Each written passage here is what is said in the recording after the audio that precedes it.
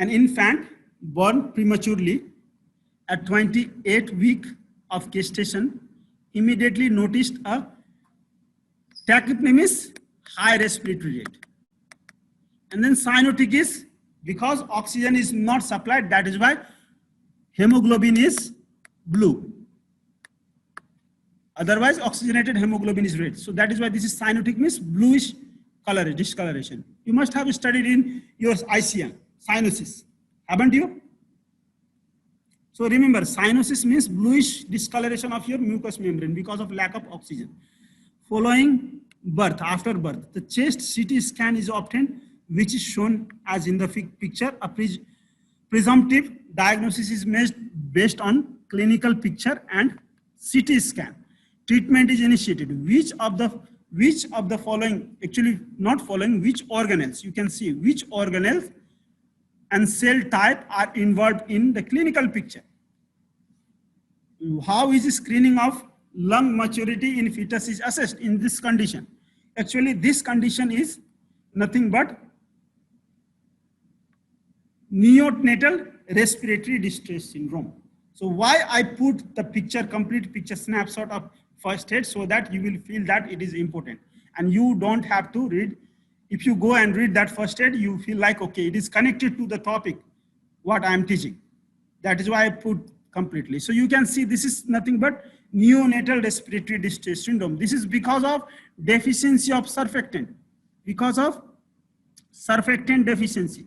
The condition is because of surfactant. What is the surfactant? Surfactant here is dipalmitoyl phosphatidylcholine. It is synthesized by type 2 pneumocyte. So this has got, alveolar cell has got pneumocytes. So you will study in respiratory system also, type 1 pneumocyte. And this type 2 pneumocyte is very important. It is actually, it is forming this lecithin. And this lecithin is this. And it starts from 20 weeks to 35 weeks. It is complete synthesis happens here. So here you can see the test done to find out in prenatal test is lecithin by sphingomyelin ratio test. So because sphingomyelin will start initially synthesizing, then drop, but at the end of maturity. But this lecithin will continue. That is why lecithin concentration will rise, and more than 2 ratio is healthy. And if it is less than 1.5, it suggests that the patient can have, the baby can have neonatal respiratory distress syndrome. So if you have predicted, then you can treat give the mother steroid to treat this condition. Then the baby will be fine. Baby will be treated. So baby will born with in normal condition. If it is not treated, the baby can die because of this lack of surfactant. Surfactant prevent lungs alveoli from collapsing. Otherwise, this lungs alveoli will collapse. This surfactant prevent lungs alveoli from collapsing. If surfactant is not there, you can see ground glass appearances you will see here in the lungs. So this is because of deficiency of this phospholipid condition. This phospholipid. Here, these phospholipids are there.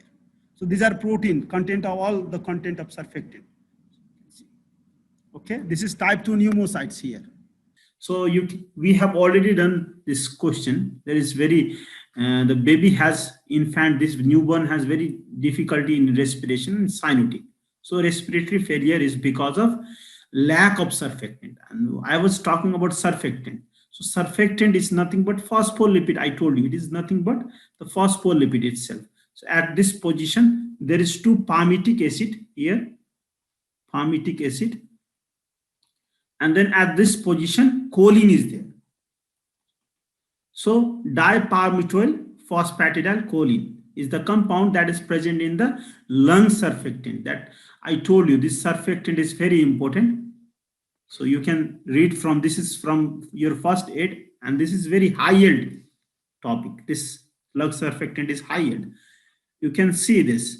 You will be taught about the types of cells that is present in your lungs.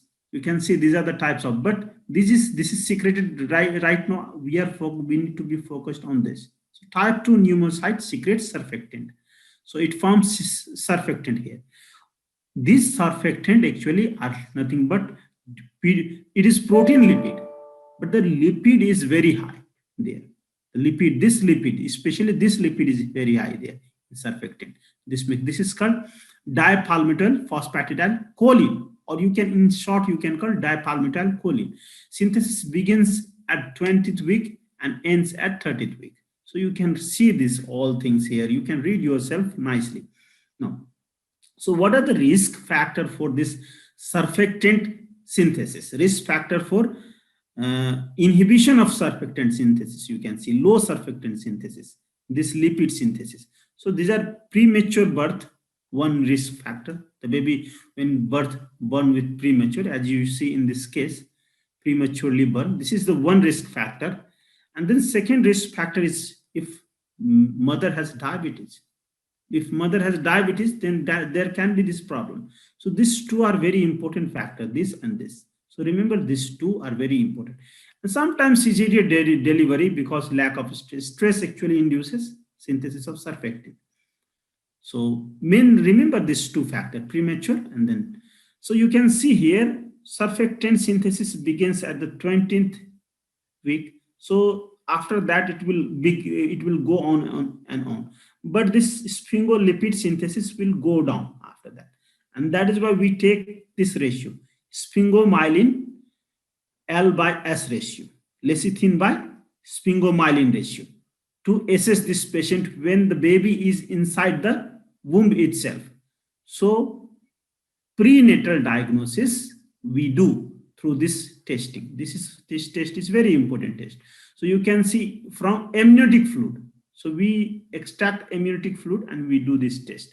And if the ratio is more than 2, that is good. The baby is going to be very fine.